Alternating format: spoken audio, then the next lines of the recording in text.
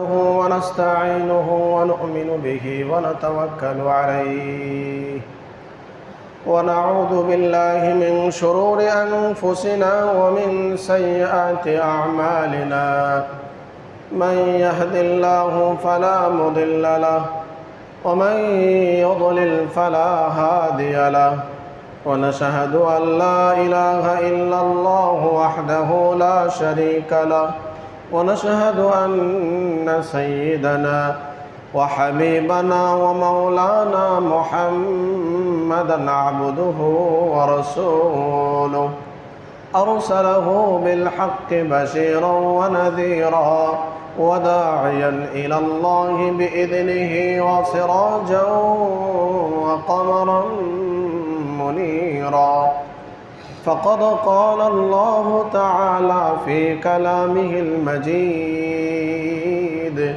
وفي فرقانه الحميد أعوذ بالله من الشيطان الرجيم بسم الله الرحمن الرحيم كنتم خير أمة أخرجت للناس تأمرون بالمعروف وتنهون عن المنكر وتؤمنون بالله صدق الله مولانا العظيم وقال رسول الله صلى الله عليه وسلم من رأى منكم منكرا فليغيره بيده فإن لم يستطع فبلسانه فإن لم يستطع فبقلبه وذلك أضعف الإيمان أو كما قال عليه الصلاة والسلام وقال الله تعالى إن الله وملائكته يصلون على النبي يا أيها الذين آمنوا صلوا عليه وسلموا تسليما شكل محبة درود إبراهيم پوری اللهم صل على محمد وعلى آل محمد كما صليت على إبراهيم وعلى آل إبراهيم إنك حميد مجيد اللهم بارك على محمد وعلى آل محمد كما باركت على إبراهيم وعلى آل إبراهيم إنك حميد مجيد الحمد لله শুকর গুজার করছি সে মহান মুনিবের দরবারে যে মালিক আল্লাহ আমাদেরকে হায়াতে জীবিত রেখে সুস্থতার নিয়ামত দান করে জুমার দিন দুনিয়ার সমস্ত ঝামেলাকে উপেক্ষা করে আল্লাহর হুকুম মানার জন্য মসজিদে আসার সুযোগ তৌফিক দান করে দিয়েছেন সে মহান মালিকের দরবারে সকলে অন্তর থেকে কালিমাতুশ শুকর আদায় করে বলি আলহামদুলিল্লাহ। লাখ কোটি কোটি দরুদ ও সালাম বর্ষিত হোক দো জাহানের বাদশাহ নাবিকুলের সরদার বিশ্ব নবীর প্রতি নবী মুহাম্মদ রাসূলুল্লাহ সকলে বলি সাল্লাল্লাহু আলাইহি ওয়াসাল্লাম। উপস্থিত মুসল্লিবৃন্দ, আবহাওয়া প্রতিকূল অবস্থায় হওয়ার কারণে আসতে আমার অনেক লেট হয়ে গেছে। জুমার দিন একদম অল্প সময় আছে, সংক্ষিপ্ত সময় 15 থেকে 20 মিনিট সময় আলোচনা করব। তো আজকের আলোচনার বিষয় সৎ কাজের আদেশ, অসৎ কাজের নিষেধ। বিশেষ করে প্রবাদ যে কথা, সৎসঙ্গে স্বর্গবাস, অসৎ সঙ্গে সর্বনাশ, এই প্রবাদ কথার প্রেক্ষিতে আল্লাহ রাসূলের হাদিস মান মাশা মা'a যালিমিন লিউকাবিয়াহু ফাহুয়া যালিমিন ওয়া হুয়া খারাজা মিনাল ইসলাম। তিলাওয়াতকৃত আয়াত ও পঠিত হাদিস থেকে কিছু আলোচনা করার চেষ্টা করব ইনশাআল্লাহ। আসুন, আল্লাহ তাআলা কালামে হাকিমের মধ্যে বলেন,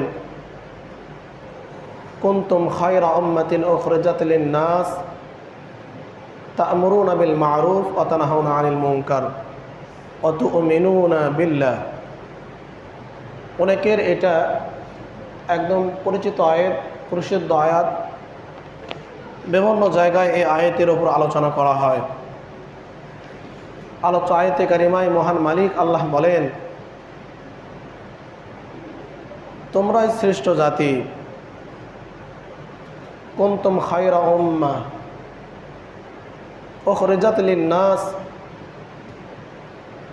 তোমাদেরকে বের করা হয়েছে, তথা বের করা হয়েছে এই শব্দর আবিধানিক অর্থ হচ্ছে বের করা হয়েছে, আর পারিভাষিক অর্থ বের করা হয়েছে বলতে বাবা আদম আলাইহিস সালাতু ওয়াস সালাম থেকে নিয়ে কিয়ামত পর্যন্ত যতগুলো মানুষ আল্লাহ তাআলা দুনিয়ার মধ্যে প্রেরণ করবেন, এই সকল মানুষ থেকে যাচাই বাছাই করে বের করে নিয়ে আসছেন।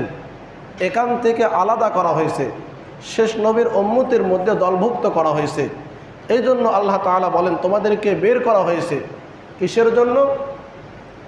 উখরিজাত লিন-নাস তা'মুরুনা বিল মা'রুফ ওয়া তানহাউনা আনিল মুনকার। এই জন্য তোমাদেরকে যাচাই বাছাই করা হয়েছে, বের করা হয়েছে যে তোমরা সৎ কাজের আদেশ দেবে আর অসৎ কাজ দেখলে সেটাকে বাধা দেবে। কেন?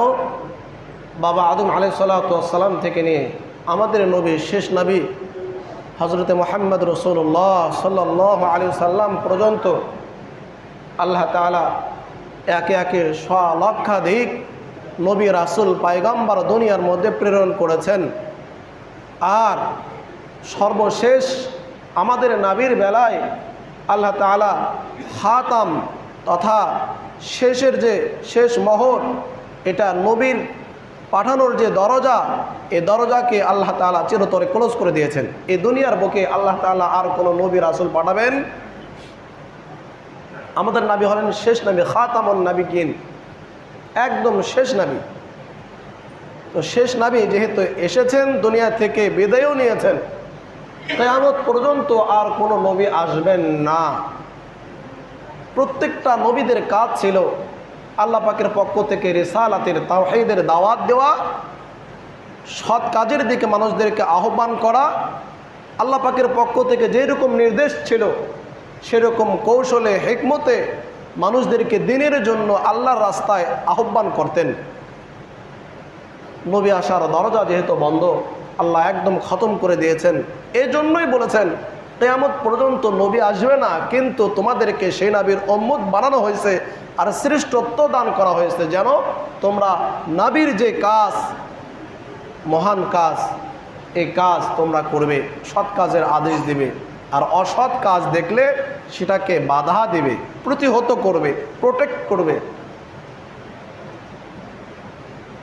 এরপরে আল্লাহ বলেছেন, তা'মুরুনা বিল মা'রুফি ওয়া তানহাউনা আনিল মুনকারি ওয়া তু'মিনুনা বিল্লাহ। আর তোমরা বলবে ওয়া তু'মিনুনা বিল্লাহ, আমরা ঈমানদার, আমরা মুসলিম, আমরা ঈমানদার। আজকে বিশ্বের বিভিন্ন দেশে মুসলিমরা মার খায়, মুসলমানরা নির্যাতিত, নিপীড়িত, মাজলুম। কেন? বিশেষ করে আজকে আমাদের জন্মভূমি, মাতৃভূমি বাংলাদেশের প্রত্যেকটা আনাচে কোনাচে মুসলমানরা অশান্তিতে আছে, নির্যাতিত, তারা নিপীড়িত, তাদের হৃদয় কান্দে। আজকে তাকায় দেখেন, আপনার আমার সন্তান, ভাতিজা, অনেকের ভাই হবে, যারা যৌক্তিক আন্দোলন, তাদের কি আন্দোলন? যৌক্তিক আন্দোলন, তাদের নিজের দাবি, যেটা আইনে তারা প্রাপ্য, নিজের অধিকার সেখান থেকে বঞ্চিত হওয়ার কারণে নিজের অধিকারকে এটা চাইতে যে নিজের অধিকার পাওয়ার জন্য আন্দোলন করেছে।